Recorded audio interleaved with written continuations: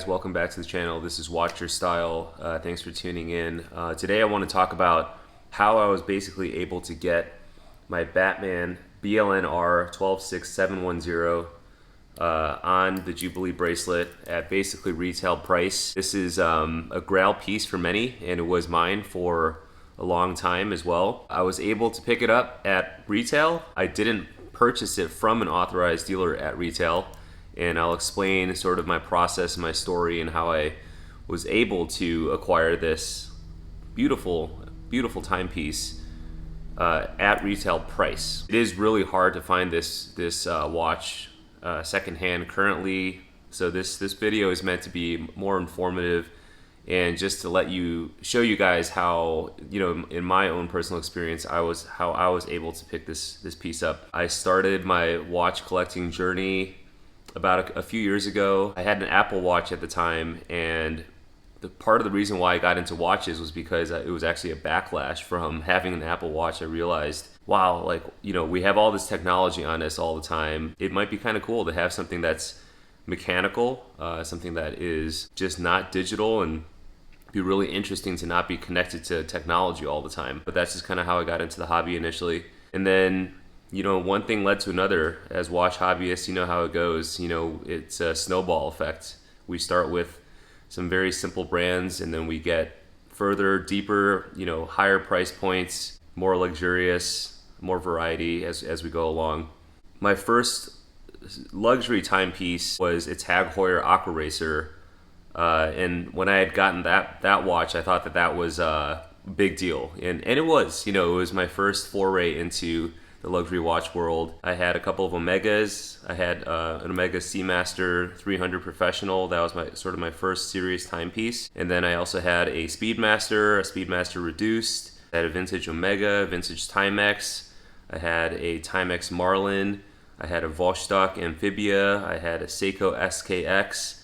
I had a Bulova, a Moonwatch. The list goes on and on and on. So needless to say, it's impossible to keep all of them, especially after I got into Rolexes. Those of you that follow my channel know that my first Rolex that I acquired was the JHS41 with the blue dial and then the fluted bezel with the Jubilee bracelet. I acquired that timepiece a year ago. Really loved it. I thought it was a beautiful timepiece with that blue dial, obviously, and it just had a very elegant baller status type of vibe to it.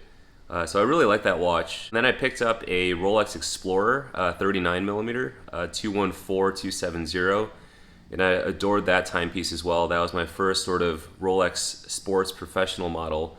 And bear in mind, I had only been in the hobby for a couple years at this point, so it was a very rapid progression, but it was a very interesting journey, and I've learned a lot about all sorts of brands and movements, timepieces throughout my watch collecting journey. While I had the Rolex Datejust and the Explorer, I had always kind of, there's always something more, especially as a collector. You're always eyeing that next watch. You're always, setting your sights on what's next. It's sort of a gift and a curse of this hobby. For me, I had always lusted after the Submariner. I've always lusted after the Batman. When I first saw this watch in somebody else's wrist, I thought, wow, that's an amazing watch, and it's really stunning, really beautiful with the bicolor ceramic, the black and blue.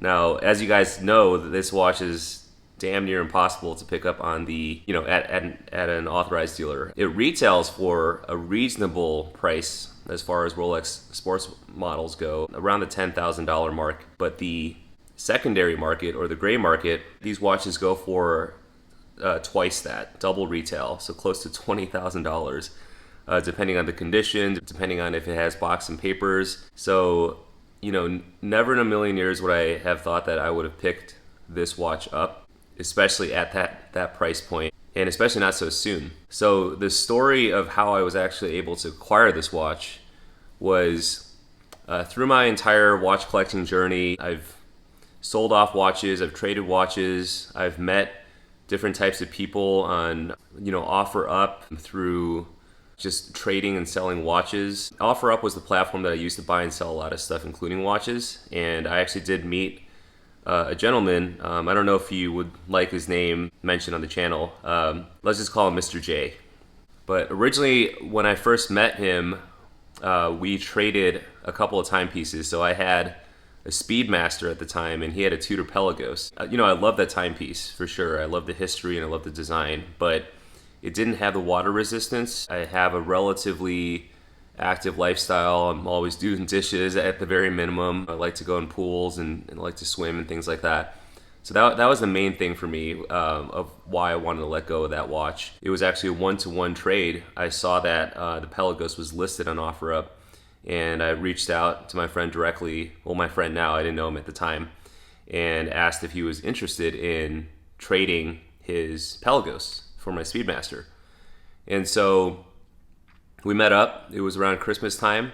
I got his Pelagos, he got my Speedmaster, and we kept in touch because we're both watch fanatics, and we're always messaging each other about new releases and what do you think of this model? What do you think of that model? What should I pick up next?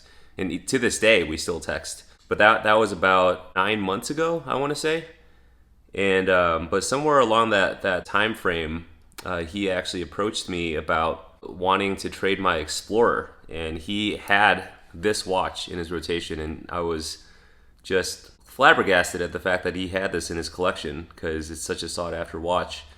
And I kept, telling him how lucky he was. He picked this one up at the going gray market price. So he paid close to $20,000 for this watch from a jeweler here in Southern California. He's a watch fanatic like me, so he likes to go through different watches. He likes to experience different timepieces. And so he was eyeing my Explorer 1. He's like, I want your Explorer.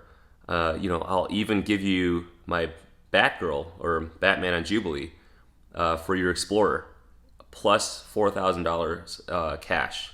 So the retail on the Explorer is $7,000. So if you take the retail price and you add $4,000 on top of it, it's $11,000. As you know, this timepiece, the retail price is about $10,000 to $11,000, including taxes and things like that. So it was really hard for me to let go of my Explorer, I'm not gonna lie. That was a beautiful watch. I thought it was super versatile. It was one of those watches that you could wear anywhere. It was go anywhere, do anything type of watch. But the deal was too good. I had the opportunity to pick up a timepiece of a lifetime. This was my grail piece that I had lusted after for a long time. So I went ahead and I said, you know what? It's a deal that I just can't refuse, quoting the Godfather. I said, you know what? Yeah, you can have my Explorer. I'll go to the bank and I'll pick up, $4,000 in cash. For me, even though we're super good friends, I trust him a lot. But with a watch of this caliber, just the going price of this watch and the fact that it's super valuable, and the fact that I was about to give up my Explorer and $4,000 cash, even though that was only half of what this watch is going for, I still wanted to make sure that I did my due diligence and make sure that I verified this watch and from head to toe, and make sure that I'm getting a fully, everything in here is just legit. Nothing funky going on. I trusted my friend, but I just wanted to make sure before I pulled the trigger. I know the watchmaker at the Rolex authorized dealer that actually bought my Rolex HS41 from. Now, I don't know if they normally do this. I think it's not their common practice, but he was kind enough to verify the timepiece for me. He actually helped me service my Rolex Explorer when it was having some mechanical issues with the winding. We had kept in touch ever since then. Really nice guy, a good friend of mine. We still keep in touch. My friend actually went in first and talked to the watchmaker because I think I got there a little bit after he did, because I went to the bank to get the cash and everything. By the time I arrived, he told me that he had already verified everything and the timepiece looks great. There's nothing suspicious. He's been working with Rolex watches for a long time, so he knows everything, front to back, left to right. He examined everything in the movement.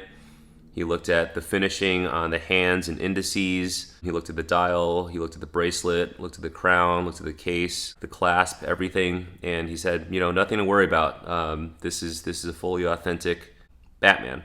We didn't do the actual transaction in the store. We went outside the store and exchanged the two watches. From the moment that I laid eyes on this timepiece, I was just really stunned by it. When I first saw it sitting in the Rolex box after it had been verified and everything, I was like, this is the watch for me. It's an all-arounder. It's got the GMT function. It's got the 100 meters water resistance. It's got a rotating bezel, independent jump hour, date. It's dressy enough where you can wear it with more formal attire. It has casual vibes to it as well with the, the numbers around the bezel. So yeah, after we exchanged it, that was pretty much it. I took the Batman home and he took the Explorer home. I think he actually flipped the Explorer not too long after that. Because he's just a flipper for life. Based on this story, there's a few pieces of advice that you could hopefully get out of it. Number one, definitely buy your seller, know who you're buying the watch from, make sure you have a good relationship, make sure they're trustworthy. Number two would be try to get the watch authenticated. I was lucky since I knew the watchmaker. But I think there's other things you can do, like you can have Rolex send it to their service center and get it verified as well for a fee. And then number three, just make sure that you want this timepiece and you're aware of the market value, the going market value for it. I know a deal when I see one, and this was a great deal. And I'm not saying that I jumped on it simply because it was a great deal. I really do truly love this watch, but it was still painful for me to let go of my Explorer, as well as part ways with $4,000 in cash. But this was worth it. This is a beautiful timepiece. I love it. I really cherish it. I don't ever imagine a scenario where I sell it unless I'm in a tight spot. I definitely don't imagine a scenario where I'm trading it for anything. I also have a 41 millimeter sub, and I think these two really complement each other really well. They really go hand in hand for a good two-piece collection. There are temptations. There's a Daytona out there for 40 grand. In theory, I could trade this and my Submariner for a Daytona, but this watch just really hits the mark. It's got a date. Daytona doesn't have a date. It's got a rotating bezel. It's got more presence. The Daytona is a little bit more slender, a little bit more slim. I do enjoy the heft of this watch, but it's not overly hefty either. Hopefully that was informative. Hopefully I kept this video relatively short. If you guys have any questions, feel free to drop me a comment below. I really appreciate all the continued support that you guys have given me on my channel. I never would have imagined that I would have gotten close to 2,000 subscribers at this point. And so your support really means a lot to me. I love interacting with you all in the comment section and bonding over this really unique and interesting hobby. So if you haven't gotten the chance to, smash that like button and hit subscribe. It really means a lot to me, and it really helps support the channel. I hope you guys have a great day. I will catch you in the next video, and I'll see you guys soon. Bye now.